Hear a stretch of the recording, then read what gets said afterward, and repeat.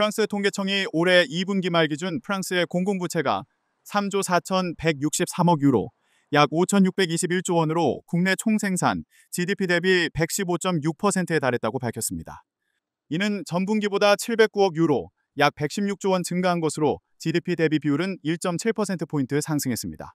국제신용평가사 피치는 12일 프랑스의 국가신용등급을 AA-에서 A+로 한 단계 하향 조정하면서 향후 몇 년간 국가 부채 안정화를 위한 시야가 명확하지 않다고 평가했습니다.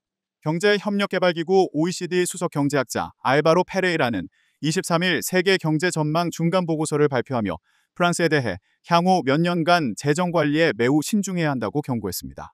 프랑스와 바이루 전 프랑스 총리는 국가 부채 상황을 타개하고자 긴축 재정 정책을 추진하려다 야권과 여론의 반발에 부딪혀 물러났습니다. 9일 임명된 후임 세바스티엥 르코르니 총리는 아직 정부 구성을 하지 않은 채 정치권 노동계 등과 접촉하며 국가 재정 방향에 대한 의견 수렴을 하고 있습니다.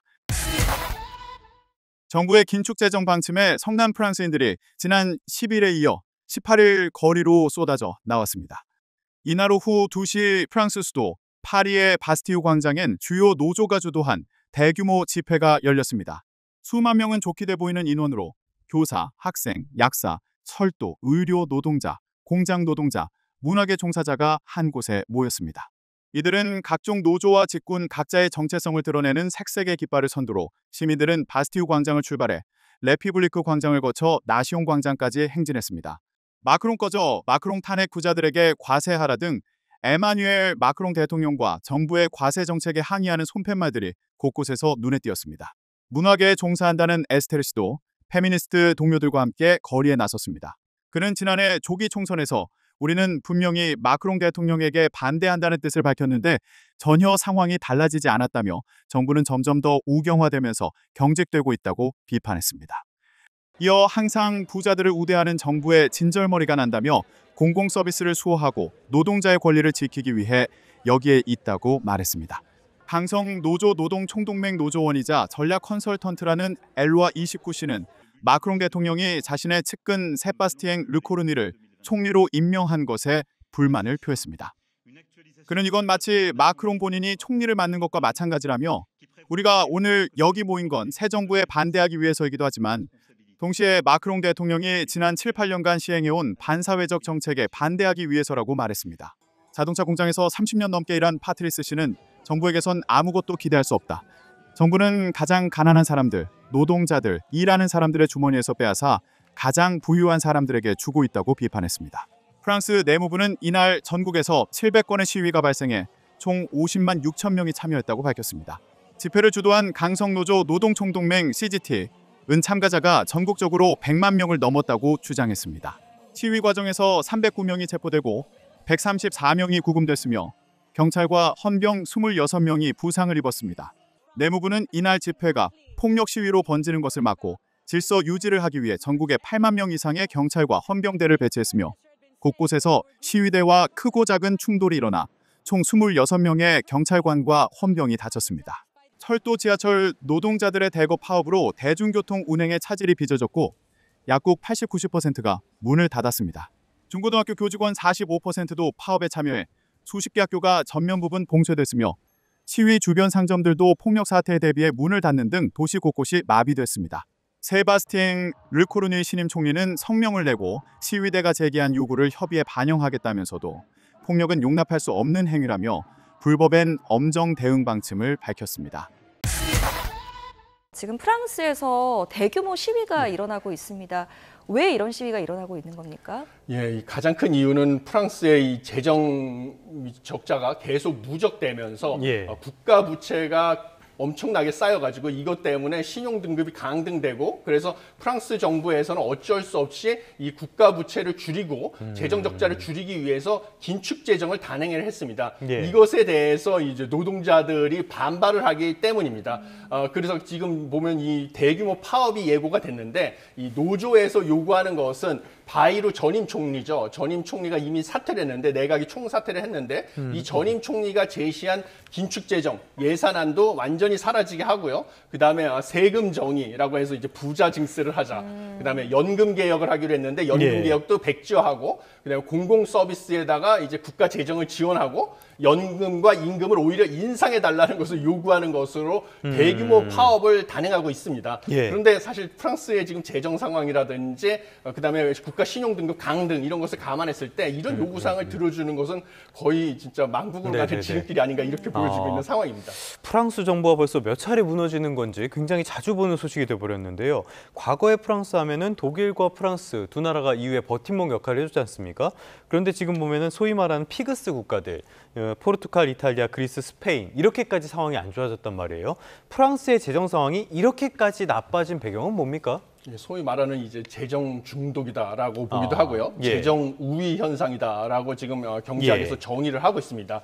왜냐하면 복지성 지출이 끊임없이 늘어났기 때문입니다. 그래서 최근 10년간 평균 GDP 대비 정부 지출이 약 58%에 달했거든요.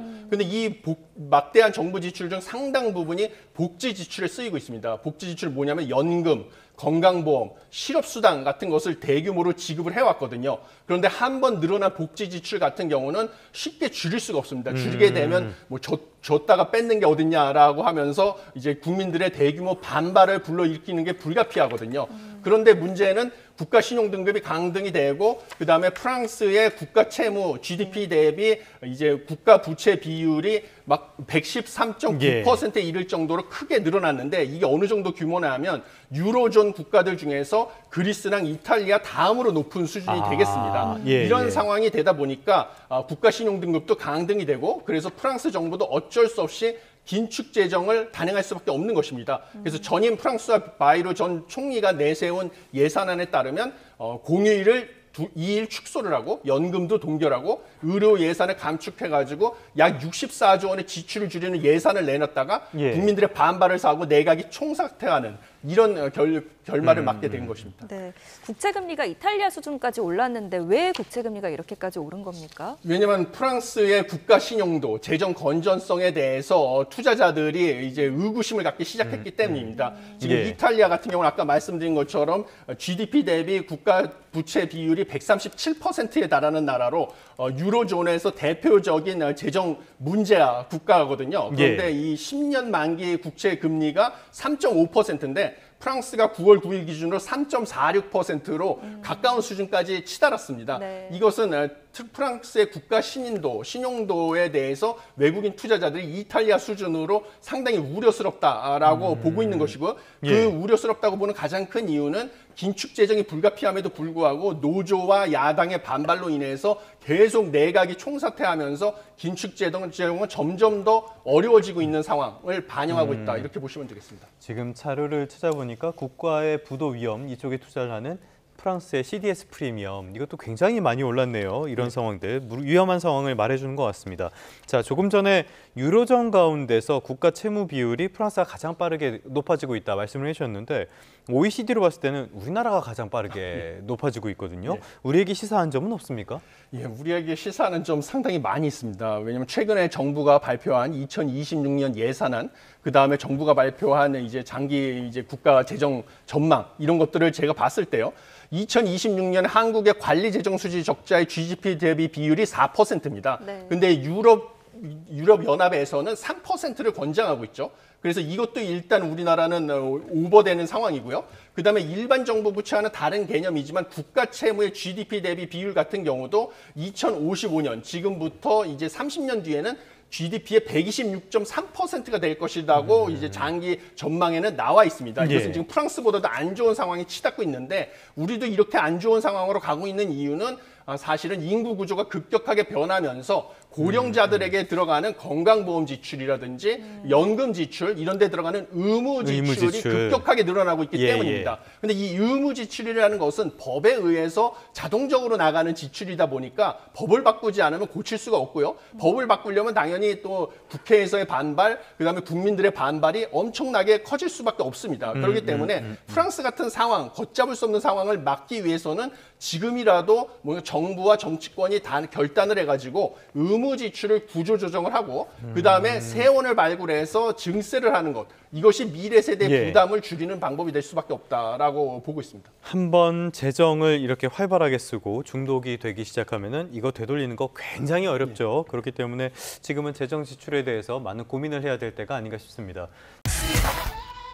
프랑스 정부가 또 붕괴했어요. 이게 벌써 몇 번째입니까 이게? 근데 9개월 사이에 예. 총리 2명이 긴축 예산안을 내놨다가 불신임을 당해서 결국 자리에서 물러나는 예, 이런 예. 일이 벌어지고 있는 상황입니다. 사실은 작년 6월로 좀 돌아가 봐야 될 것 같은데요. 작년 6월에 그 프랑스의 극우 정당이죠. RN이라고 하는 국민연합이라고 하는 여러분 잘 아시는 마린 르펜이라고 하는 사람이 지금 네네네. 하원 대표로 있는 그 정당입니다. 그 정당이 이제 약진을 하다 보니까 요거에 대해서 약간 위기감을 느낀 마크롱 대통령이 이제 의회를 해산하고 네. 투표를 했는데 그때부터 이제 뭔가 이 마크롱 대통령이 이 국면을 타개하기 위해서 총리를 새로 세웠다가 그 총리가 어쨌든 간에 지금 좀 이따 저희가 얘기하겠지만 프랑스의 재정 상황이 좋지 않은 네네네네. 상황에서 부채 다이어트 하려고 법안을 내놨다가 이것이 저항을 받아서 한 명이 사임하고 지금 또 두 번째 총리가 사임을 한 그런 상황입니다. 말씀하신 것처럼 재정이라든지 연금이라든지 지금 마크롱 대통령이 계속 강조했던 부분들이잖아요. 프랑스가 이런 문제가 심각하긴 한가 보죠. 이게 저희 세상이 좀 변하는 것 같습니다. 저희 예. 한 2010년대 초반으로 돌아가 볼까요? 그때는 피그스라고 하는 국가들이 굉장히 그렇죠. 이 유럽의 골칫덩어리였습니다. 그게 뭐냐면 포르투갈, 이탈리아, 아일랜드, 그리스, 스페인 이런 국가들이 남유럽 재정위기라는 것 때문에 하필이면 이니셜도 피그가 돼요. 일부러 그렇게 만 일부러 일부러 예, 아마 IMF에서 그렇게 이름을 붙인 것 같아요. 그래서 피그스 국가들이라고 많이 불렀었는데 그 나라 중에 지금 볼까요? 이탈리아랑 그리스는 최근 들어서 재정 적자 축소하고 경기 성장세 좀 올라오고 있고요. 네네네. 그중에 스페인은 지금 유럽의 거의 모범 국가가 돼 있습니다. 최근 들어서 노동개혁도 성공하고 그다음에 관광산업이 코로나 이후에 다시 잘 되고 뭐 여러 가지 이유로 지금 스페인의 경제 성장이 좀 눈부신 이런 상황인데요. 네네네. 그 사이에 사실 그 당시에 유럽은 그래도 두 나라가 있으니까 버틴다라고 했던 그렇죠, 나라가 그렇죠. 독일과 네. 프랑스였었거든요. 아, 그러니까 얘들이 좀 그렇네요. 요즘에. 그러니까 이게 세상이 변하는 게 느껴지는 게 사실은 이 국가들 지금 독일도 사실 경제가 별로 좋지 않은 상황에서 예. 프랑스는 지금 국가 부채 비율 같은 경우 GDP 대비 한 113%인데 야. 이게 이제 어느 정도로 높은 숫자냐고 하면 그리스가 한 150% 정도 되고 예. 이탈리아가 135% 정도 되는데 유럽에서는 지금 3위 국가가 됐습니다. 남할 때가 아니게 됐네요. 이게. 네, 근데 문제는 네. 뭐냐? 아까 말씀드린 대로 방향성 자체가 그리스랑 이탈리아는 좀 경제가 빚도 줄이고 나아가는 방향으로 가고 있는데 프랑스는 안 좋아지는 방향으로 가고 있고 국가 부채가 늘어나는 속도는 사실 유럽에서 1위인 국가 이런 국가가 되어버렸습니다. 왜 이렇게 된 겁니까, 얘들? 왜 이렇게 재정에 중독이 된 거예요? 뭐 아무래도 사실 프랑스의 출산율 같은 것들은 유럽 쪽에서 가장 좋은 축이긴 한데 예. 이제 그 연금 부담 같은 것들이 좀 많다. 그러니까 이제 복지 제도가 워낙 잘 돼 있다 보니까 연금 부담 자체 같은 것들이 좀 늘어나고 있다. 그리고 이민자들에 대한 그런 프랑스의 어떤 그 철학이 있죠. 뭐 예. 자유평등 박애라는 이런 철학들 때문에 이민자에 대한 정책들 역시 이제 복지 지급이 늘어나고 있고 그렇다 보니까 이제 돈을 버는 그러니까 이제 이 돈을 버는 층에서 조세 저항이 좀 심하다라고. 그러니까 사실은 어떻게 보면은 평균보다 조금 많이 버는 그룹들에서도 거의 세금을 40% 이상 가져가다 보니까 점차 이 조세 저항이 심해지는데 근데 연금을 받는 사람들이 늘어나다 보니까 표는 지는. 그러니까 구조적으로 이게 그러니까 세금을 내는 사람하고 정치적 표를 가진 사람들이 흩어지게 되면서 이게 갈등 관계가 심해질 수밖에 없는 이런 상황들이 좀 되고 있는 이런 게 아니냐라는 뭐 의견들이 많이 나오고 있습니다. 결국은 프랑스는 뭐 세금을 많이 내야 되는 국가는 뭐 당연히 그러니까 유럽의 복지 국가들이 거의 그렇긴 한데 많은데 이제 표 차원에서 그 흔히 말해서 이제 연금 생활장들이 지나치게 좀 어떻게 보면 강한 쪽으로 흘러가다 보니까 괴리가 있게 되고 그러면 당연히 이제 연금 생활자들이 우리 재정 개혁하자 그런 반대를 하는 건데 그럼 오히려 또 이제 중산층 이상의 어떤 소비자 그러니까 흔히 말하는 계층들은 또 반발이 심하게 그러니까 서로 갈등 관계가 심해질 수밖에 없는 이런 구조다라고는 아마 이해를 하시면 될 것 같습니다. 특히나 이제 시장 중심의 개혁이 이제 그 흔히 말 연금 생활자들이 노동개혁 같은 게 좀 안 되다 보니까 더 이런 것들이 심해지고 갈등 관계가 심해지고 국가 부채가 늘어나는 이런 상황들이다. 이게 근데 뭐 남일은 아닌 것 같아서 뭐 사실 걱정이 되긴 합니다. 경찰이 시위대를 해산하기 위해 물대포를 쏩니다. 일부가 쓰러지고 밀리는 상황 속에도 항의의 목소리는 잦아들지 않습니다. 이른바 국가 마비 운동으로 명명된 대규모 시위는 현지 시간 10일 파리 등 프랑스 전국 주요 도시에서 이어졌습니다. 지난 7월 프랑스 정부가 지출을 삭감하고 공휴일을 줄이는 등 재정 긴축 방안을 밝힌 뒤 쌓인 불만이 폭발한 겁니다. La politique de droite qui met en faillite complètement les hôpitaux et qui en plus nous demande de faire des efforts supplémentaires pour faire des économies. C'est juste impossible. 이번 시위로 도로뿐 아니라 열차 운행도 곳곳에서 중단됐습니다. 루브르 박물관 일부 전시실은 폐쇄됐고 학교와 상점들도 문을 닫았습니다. 시위대와 경찰의 대치 속에 파리 도심의 한 식당에서는 화재도 발생했습니다. 프랑스 정부는 20만 명 가까이 참여한 이번 시위에서 불법 행위자 수백 명을 체포했다고 밝혔습니다. D'abord peut-être la mise en échec de celles et ceux qui voulaient bloquer le pays. Eh bien, nous avons précisément mis en échec cette stratégie et les bloqueurs n'ont pas bloqué la France. 이번 시위는 세바스티앙 르코르니 신임 총리의 취임 첫날 벌어졌습니다. 지난해 12월에 이어 9개월 만에 또 총리가 바뀌는 혼란 속에 마크롱 대통령의 입지는 크게 흔들리고 있습니다. 야권에서는 조기 총선을 요구하고 있고 일각에서는 대통령 퇴진까지 거론하는 상황입니다. 마크롱 대통령은 낮은 지지율 속에도 오는 2027년까지 임기를 채울 것이라고 강조해 프랑스의 전국 혼란은 이어질 전망입니다. YTN 이경아입니다.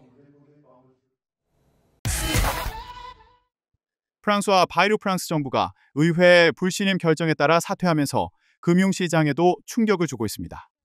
프랑스 일간 르피가로는 현지 시간 9일 10년 만기 국채금리가 재정 불량국으로 평가된 이탈리아와 동일한 3.47%까지 올랐다고 보도했습니다. 이는 프랑스가 시장에서 자금을 조달할 때 이탈리아만큼 높은 금리를 부담해야 한다는 의미입니다. 이탈리아는 현재 국내 총생산 대비 국가 부채 비율이 138%로 프랑스의 114%보다 높지만 재정 적자는 GDP 대비 3.5% 수준으로 프랑스보다 양호합니다. 르피가로는 프랑스 국채에 대해 이처럼 높은 위험 프리미엄을 요구하는 건 투자자들이 프랑스의 정치적 마비 상태, 특히 공공재정 악화라는 만성적 문제를 해결하지 못하는 현실을 인식한다는 방증이라고 설명했습니다. 바이루 정부는 프랑스의 공공부채가 지난해 기준 3조 3천억 유로, 약 5,200조 원을 넘어서자 440억 유로, 약 66조 원의 예산 절감과 세수 증대를 포함한 내년도 예산안 지침을 발표했습니다. 그러나 야당과 여론의 거센 반발에 부딪힌 끝에 현지 시간 8일 의회 신임을 얻지 못하고 출범 9개월 만에 총사퇴하게 됐습니다. 프랑스 하원이 프랑스와 바이루 정부에 대한 불신임을 결정했습니다. 범여권을 구성하는 중도와 일부 우파 진영을 제외한 야당표 대부분이 불신임에 쏠렸습니다. Pour l'approbation 194, contre 364. 이에 따라 지난해 12월 취임한 바이루 총리는 현지 시간 9일 오전 에마뉴엘 마크롱 대통령에게 정부 사퇴서를 제출할 예정입니다. 이번 투표는 바이루 총리가 긴축재정 동력을 확보하기 위해 먼저 나서서 요청한 거였는데 결국 스스로 정치 생명을 단축하게 됐습니다. 앞서 바이루 총리는 프랑스의 공공부채가 지난해 기준 3조 3천억 유로로 GDP 대비 113% 수준에 달하자 내년도 긴축재정을 추진했습니다. 국방 예산을 제외한 정부 지출을 올해 수준으로 동결하고 생산성을 늘리기 위해 공휴일 이틀을 폐지하자는 안을 내놓았습니다. 하지만 여론의 반발에 부딪혔고 야당도 정부 불신임안을 통과시키겠다고 압박했습니다. 이에 바이루 총리는 재정위기 심각성을 일깨우기 위한 충격요법으로 정부 신임 투표 카드를 꺼내들었지만 끝내 투표 문턱을 넘지 못했습니다. 엘리제궁은 마크롱 대통령이 현지 시간 9일 바이루 정부의 사임을 수락하고 조만간 새 총리를 임명할 예정이라고 밝혔는데 당분간 혼란이 불가피해 보입니다. Nous demandons à ce que Emmanuel Macron parte. Comprenez que nous avons un problème. Si le pays se retrouve avec tous les 3 mois un gouvernement qui tombera. 직전 미셸 바르니에 정부가 출범 3개월 만에 단명한 데 이어 바이루 정부도 1년을 채우지 못하면서 이들 총리를 내세운 마크롱 대통령을 향한 야당의 공세는 더 거세질 전망입니다. 런던에서 YTN 조수연입니다.